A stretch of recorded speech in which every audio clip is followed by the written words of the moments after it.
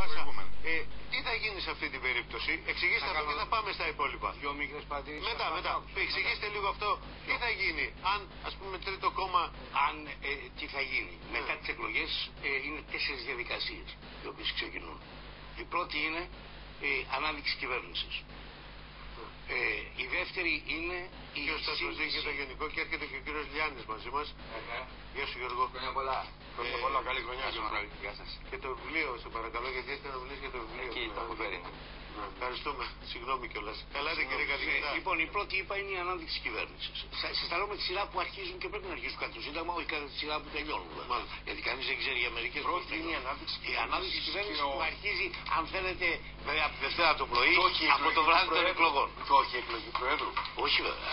Όχι.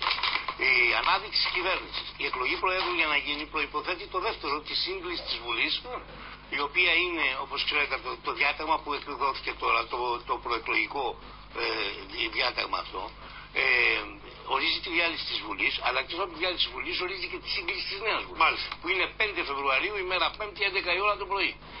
Άρα θα πρέπει να πάμε την 5η, 5 Φεβρουαρίου. Και εκεί θα συγκληθεί η Βουλή. Ο πρόεδρος, ο παλαιός, αυτός που υπάρχει τώρα, θα διαβάσει τον κατάλογο των βουλευτών, θα ορκιστούν οι βουλευτές στην πρώτη συνεδρίαση. Στη δεύτερη συνεδρίαση θα εκλέξουν τον νέο πρόεδρο της Βουλής και στη τρίτη συνεδρίαση το υπόλοιπο προεδρείο. Άσχετα με το τι έχει γίνει με την κυβέρνηση. Άσχετα με το τι έχει γίνει με την κυβέρνηση. Ακόμα και αν δεν έχει. Ακόμη και αν. Θα είναι κυβέρνηση ο κ. Σαμαράς. Εάν δεν υπάρχει. Ακριβώς. Εάν δεν υπάρχει. Υπό ποια έννοια. Εάν τυχόν έχει πάρει πλειοψηφία θα έχει διοριστεί και πάλι.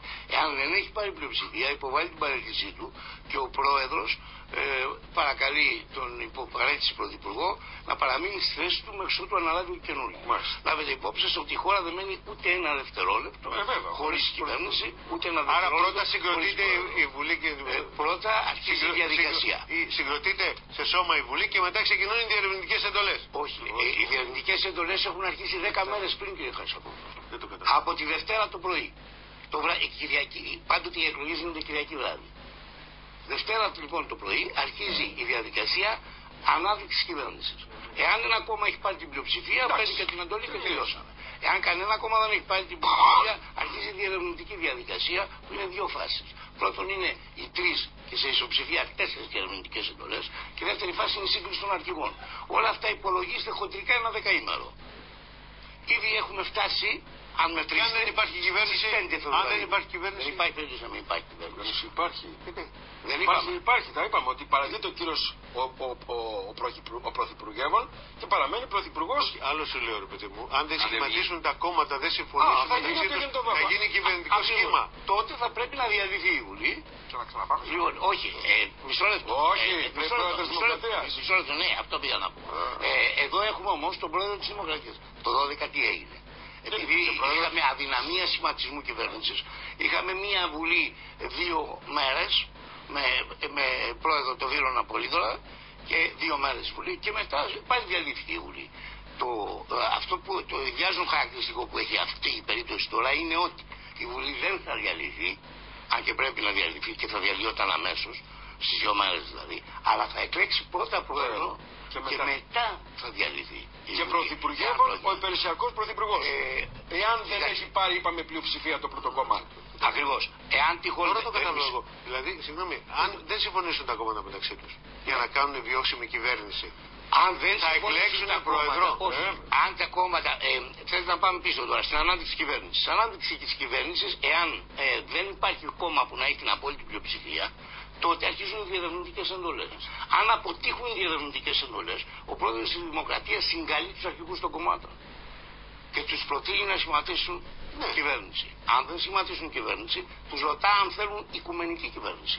Από όλα τα κόμματα. Αν και αυτό αποτύχει, διορίζει ο πρόεδρος της Δημοκρατίας υπηρεσιακό δικαστικό πρωθυπουργό, είτε τον πρόεδρο του Αριουπάγου, είτε του Ελεγκτικού Συνεδρίου, είτε του Συμβουλίου της Επικρατείας, και διαλύεται η Βουλή για να προχωράμε σε εκλογές. Αυτή είναι η διαδικασία ανάδειξης. Η διαδικασία όμως ανάδειξης, στη συγκεκριμένη περίπτωση, συναντάται με τη διαδικασία ανάδειξης εκλογής Προέδρου Δημοκρατίας. Έτσι. Και αν τυχόν περάσουμε και τη διαδικασία Προέδρου Δημοκρατίας, μια τελευταία διαδικασία που δεν είπαμε δεν είπαμε τώρα έτσι που πρέπει να γίνει ο πρόεδρος. Δηλαδή, είναι η έκφραση εμπιστοσύνης της Βουλής προς την κυβέρνηση. Έτσι όπως είναι τα πράγματα με τις ασφικτικές ημερομηνίες, προλαβαίνουμε να κάνουμε δεύτερες εκλογές. Για την εκλογή πρόεδρου πάντα.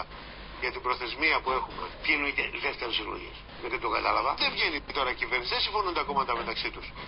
Εννοείται μετά τις εκλογές να μην υπάρχει κανένα κόμμα. Μάλιστα. Και να μην συμφωνήσουν. Και να μην συμφωνήσουν να κάνουν κυβέρνηση. Προλαβαίνουν να ξαναπάμε σε εκλογές. Πρώτα θα εκλογεί πρόεδρος και αναγκαστικά να πάμε σε εκλογές μετά. Αναγκαστικά, σύμφωνα με το άρθρο 30. Σύμφωνα με το άρθρο. Ποιον θα συμφωνήσουν αφού δεν συμφωνούν για κυβέρνηση? Ναι, αλλά μπορεί να. Δεν έχει σημασία.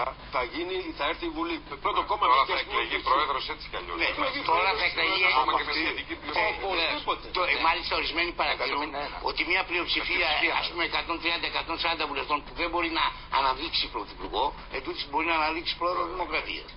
Αλλά αυτό εντάξει δεν είναι έξω περίεργο. Κάποια στιγμή θα πρέπει να εκλεγεί πρόεδρος Δημοκρατίας. Γιατί βγαίνει 100 με 151. 151 στην τέταρτη κατά σειρά ψηφοφορία, δηλαδή πρώτη μετά τις εκλογές. Μετά πρώτα είναι 180, μετά είναι 151, μετά είναι στην τελευταία ψηφοφορία μετέχουν μόνο οι δύο επικρατέστεροι της Πέμπτης στην έκτη ψηφοφορία. Μόνο οι δύο επικρατέστεροι. Και ανάμεσα σε αυτούς τους δύο, όποιος πάρει. Ποιος είναι ένας? Ο ένας. Και αν είναι αντίθετη ψήφη σε αυτόν, παρόν δηλαδή έχουν 180 και 120. Ό,τι πάρει, κύριε με σχετική θα γυρίσω λίγο στον κύριο. Ό,τι πάρει. Κύριε Παναγόπουλε, εσείς, μετά Γιώργο.